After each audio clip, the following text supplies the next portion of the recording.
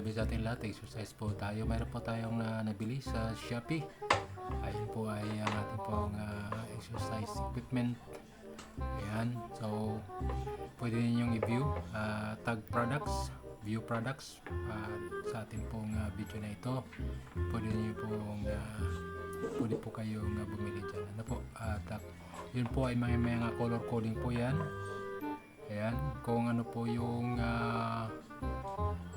saan po ninyo pinasok na butas at kung anong kulay, yun po yung dinidevelop nila. Ano?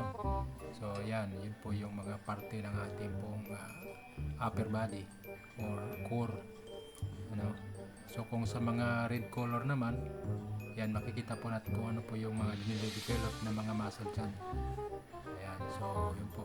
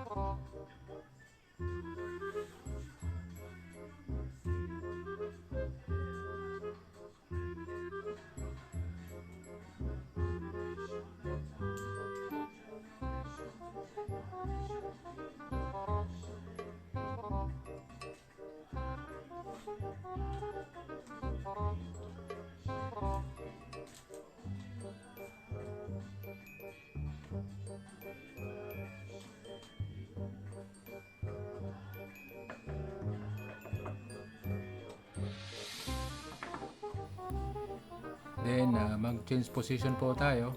So, yan. So, anong kulay yan? So, ibang muscle din po na dinidevelop dyan. Ayan. Shoulder. Sa balikat po natin.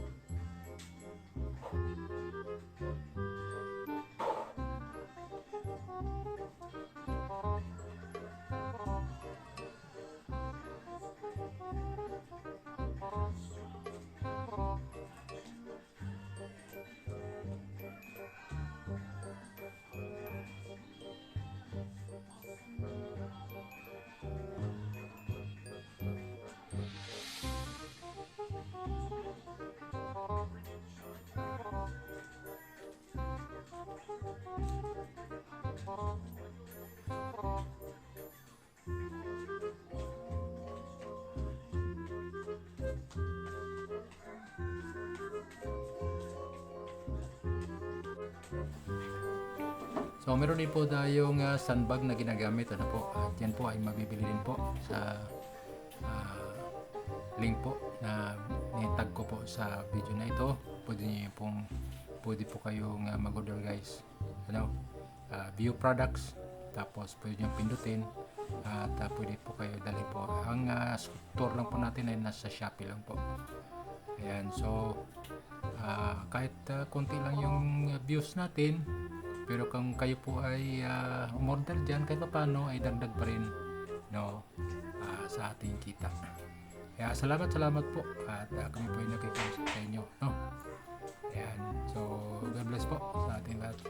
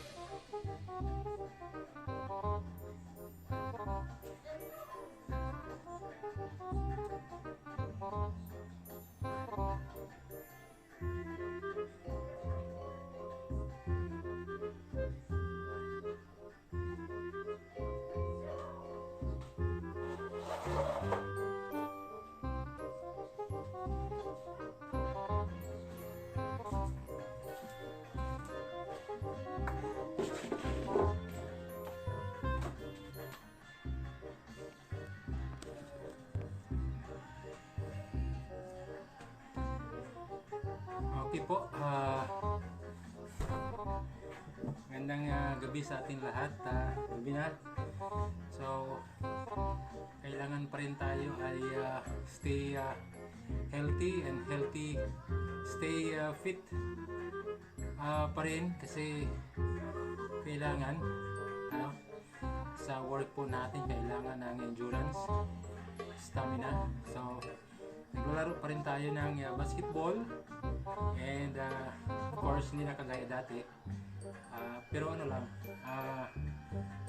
jogging lang, maging sa pag-jogging, nagja-jogging pa rin po tayo pero hindi ganoon kagaya dati, So yun po ay physical exercise is valuable, but spiritual exercise is valuable for all things. Sabi po yan ng 1 Timothy 4:8. Okay? So, ibig sabihin, mahalaga pa rin ang pag-exercise. At yun po ay tinuturo po ng Biblia. Okay, so stay healthy. Dapat ay healthy food. Kinakain po natin, iawasan po natin yung mga junk foods. Of course, pag sinabing junk food, sa basura po yan. So, ayaw natin ng basura sa ating katawan. So, at kailangan ay balance tayo. Okay? Saktong tulog, saktong pahinga, trabaho. Okay? So, kung nais po natin magiging healthy, huwag po natin isipin yung magpapayat, kasi ma-prostrate lang tayo. Okay na yung healthy tayo. So, kung gusto natin mag-exercise, don't wait for 1 hour to come. Take 5 minutes. 5 minutes is okay na. Kasi kung hintayin natin 1 oras, baka hindi darating. So, kung mayroon tayo 5 minuto, ay grab mo na at gamitin na natin. Okay, so God bless po. Okay na.